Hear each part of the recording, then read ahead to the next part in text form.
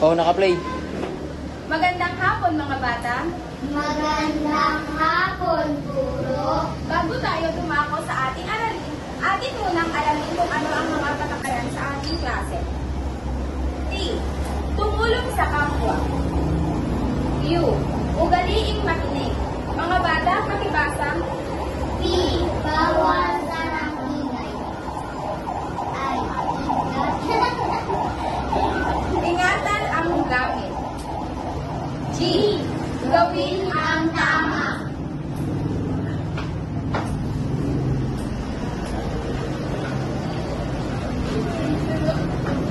Bago tayo formal na magsimula sa ating aralin, tayo muna ay manonood.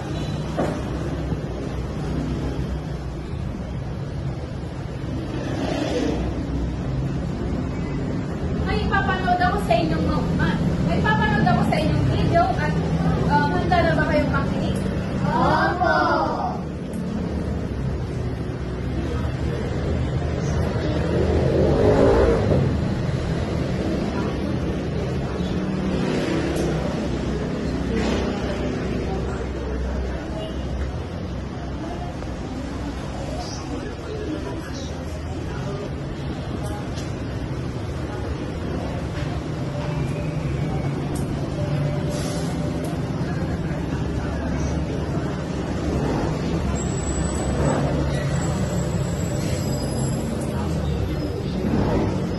Base sa ating pinanood na video, ano sa tingin nyo ang nagnawan sa video?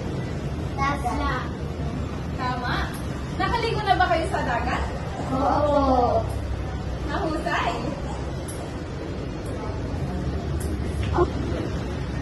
Mga bata, base sa ating pinanood kanina, ano sa tingin nyo ang ating aralin ngayon? Tungkol sa karapatan. Magaling! Okay, ngayon mga bata, ang topic natin ngayon, ang pag-aaralan natin ay mga anong tubig. Ano nga ba ang anong tubig?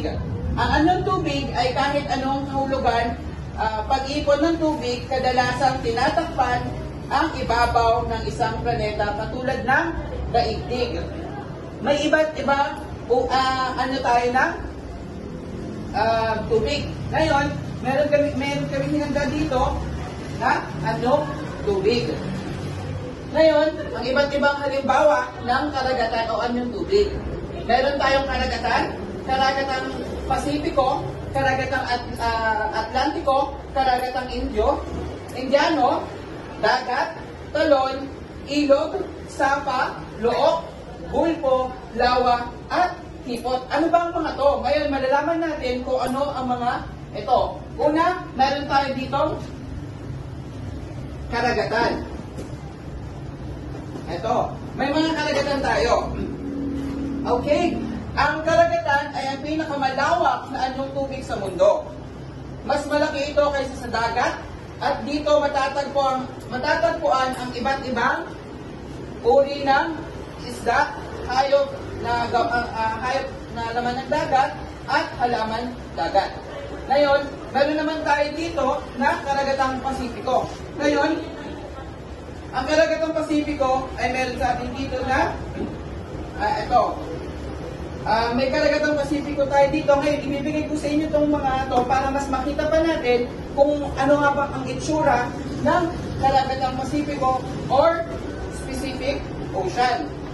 Ito ang halimbawa ng Pacific Ocean. Ngayon, titignan nyo siya isa-isa para mas makita natin na mas makita nyo, ito pala ang itsura ng Pacific Ocean o ng karagatang Pasipiko. Pangalawa, dadako naman tayo sa dagat na karagatang Atlantiko at ang karagatang Atlantiko ay ikalawa sa pinakamalaki.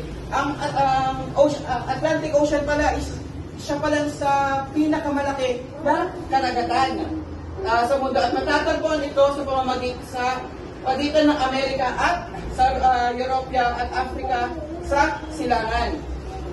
Ito naman ang halimbawa ng Atlantic Ocean. Ngayon, bibigay ko ulit sa inyo ito para makita natin at masdan natin kung ano ba ang itsura ng Atlantic Ocean. Ngayon, maaari nang ibigay sa mga kasama natin upang mas makita pa natin ang itsura ng Atlantic Ocean. Next, ngayon naman, dumako tayo sa karagatang Indiano o tinatawag natin sa Ingles na Indian Ocean. Ito ang ikatlong pinakamalaking karagatan sa mundo. Kilala rin ito sa maliit na tubig kumpara sa ibang karagatan. At ito yung example ito yung itsura ng Indian Ocean. Makikita natin na yung karagatan dito is malawak. Ngayon, muli ibibigay ko sa inyo ito para ating tingnan. Ngayon, sa susunod naman ay dagat. Ngayon, kayo mga bata, experience pag naliligo tayo sa dagat. Maganda. Ang saya, di ba? Ngayon, parang napapansin ko kasi sa gilid lang natin ng dagat. Sa gilid lang natin yung dagat. Ngayon, titignan natin ang halimbawa ng dagat at makikita natin ang halimbawa ng dagat. Halika yung mga bata, tayo ay lumabas at tignan natin ang dagat. Ito mga bata, ito ang halimbawa ng dagat. Ngayon, nasa tabing dagat tayo. Ngayon, maki-experience natin kung gaano kaganda at kung gaano kalaki ang dagat. Ngayon, ito makikita natin. Ito, anong tawag natin dito? Isla o dagat. Okay? Ito ang halimbawa ng dagat natin. Ngayon, malalaman naman natin kung ano ba ang dagat. Ngayon, nakita natin ang dagat. Ano nga ba ang dagat? Okay mga bata, sabay-sabay natin basahin. 1, 2, 3, go! Ang dagat ay mas maliit kaysa sa karagatan. Maalat din ang tubig nito. Ang dagat ay pinagkukunan din ng yaman. Dagat. Totoo, di ba kasi minsan may nakikita tayo mga nangingisda, yung kinukuha yung mga isda na kinakain natin. Di ba? Magaling. Ngayon, talon. Okay, pakibasa, talon. Ang talon ay isang anyong hubig na natatauan sa mga bundok o mataas na lupain. Nalupain, okay, tama. Ito, sa tingin nyo, ano na to? Ito ang mga halimbawa ng talon or ano natin. Ito, okay, meron tayo nito. Example nito, makikita natin, diba, parang ang sarap maligo sa mga gandang talon. Gusto niyo rin ba maligo sa mga gantong talon? Opo. Opo, ang ganda, di ba? Okay, yan. So, ang talon pala, isa rin pala siyang anyong tubig na matatagpuan sa mga bundok o matataas na lupain. Akala natin yung mga talon is parang pinag-ano na natin ng tubig. Or yung falls, yung mga waterfalls, di ba? Sa susunod naman, meron tayong mga ilog. Ang ilog ay isang dumadalog sa anyong tubig mula sa bundok papunta sa dagat. Ang tubig ilog dito ay karaniwang tabang. Ito ay isang anyong tubig na mahaba. Ito, nakikita natin, di ba, ang haba. Tapos, yung mga itsura nito, parang, akala natin noon, is parang kasama din siya sa dagat, pero hindi pala. Ito pala ay isang uri ng ilog. Magaling. Okay, ito, tignan nyo yung mga itsura ng ilog.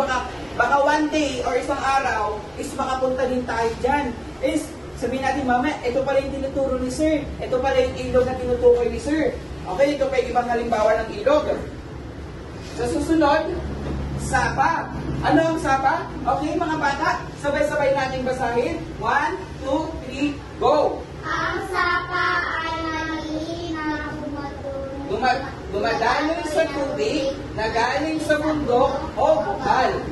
Malinis at malamig ang tubig dito at mas maliit ito kaysa sa ilog. Oo, mas maliit pala siya kaysa sa ilog. Yung kumbaga parang ano lang siya sa ilog natin. Ito yung mga halimbawa natin, no? Ito, di ba yung sabi natin kanina na nakita natin is may mga dagat tayo kanina, may mga waterfalls din tayo, at yung susunod ay meron din tayo, ano yung kanina?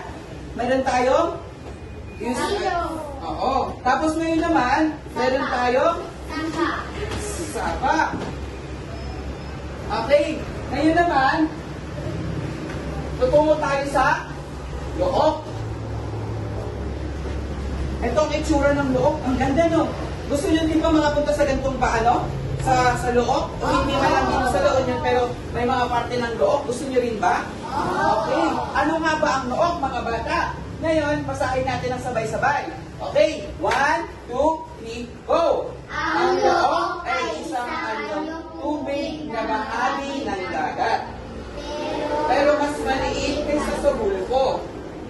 Look ay parang maliit na dagat na pinaliligiran ng lupa sa tatlong panig at bukas ng isang bahagi. So yun pala yung Look na mas maliit pala siya kaysa sa bulbo. Pero ano nga ba yung bulbo, mga bata?